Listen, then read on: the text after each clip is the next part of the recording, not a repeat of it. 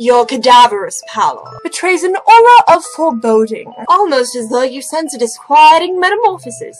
Is this haunted room actually stretching? Or is it just your imagination? And consider this dismaying observation. This chamber has no windows and no doors, which offers you this chilling challenge. To find a way out! Of course. There's always my way.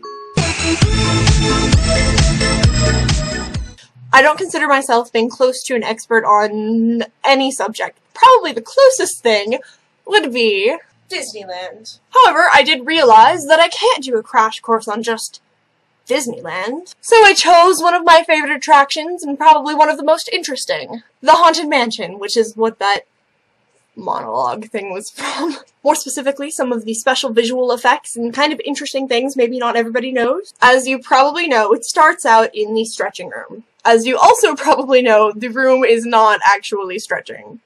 And it's also not your imagination. After you enter and the room starts to stretch, it's acting as an elevator to bring you underneath the large building that you see when you're entering.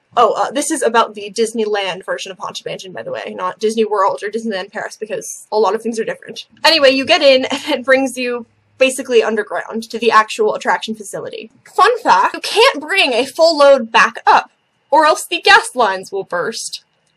So don't do that. Another thing about the stretching room is at the very end of the whole speech with the evil laughter, there's a crack of thunder and you look up and you see a hanging man seemingly through the ceiling. This effect is achieved using a scrim, which is used in a lot of theatrical productions. If you light it the right way, it seems completely opaque, which is why it looks like just the top of a fancy room. But when you stop that lighting and you light what's directly behind it, in this case a hanging corpse, it is visible. And they actually use that trick in a few other places on the Haunted Mansion, including the next loading zone. In the next loading zone, it's very distinctive. There's the changing portraits. It used to be a slow dissolve between a normal-looking portrait and a scarier portrait, but in 2005 they changed it so every time there's a flash of lightning, you see the scary picture.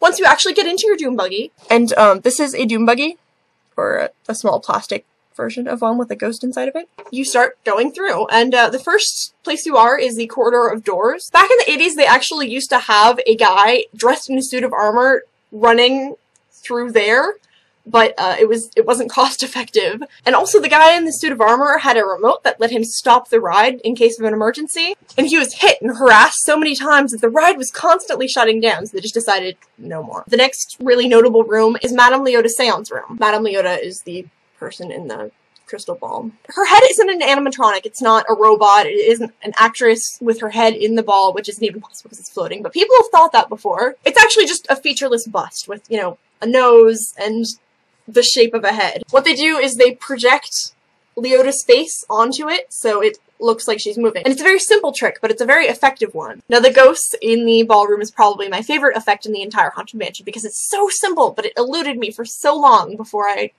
looked it up on the internet. Most people actually think that the ghosts dancing in the ballroom are holograms. Not the case. When you see the ghosts, what you're actually seeing is the reflection of an actual figure, an animatronic, whatever. What you might never notice when you first enter the ballroom, if you're not looking out for it, is the enormous plate glass windows that are in front of you. Funny story, they're so big that they actually cannot be removed without taking the entire roof off the attraction building. There's a place where somebody tried to shoot through it, but they had to cover it with a spider web because they just couldn't take it out. It was so big. The next room is the attic, which there's been 3 different brides, and right now there's one with the projected front, which is the same thing they do with Madame Leota. It's pretty cool. Then you go into the graveyard, where there's the singing bus, more projection, and finally you start to leave and you see the hitchhiking ghost. Anyway, yeah, I hope that made sense. Sometimes I start talking about Disneyland and I just kind of start confusing people, so I'm sorry if that happened, but that is something that I know a lot about. Sydney, I'll see you tomorrow.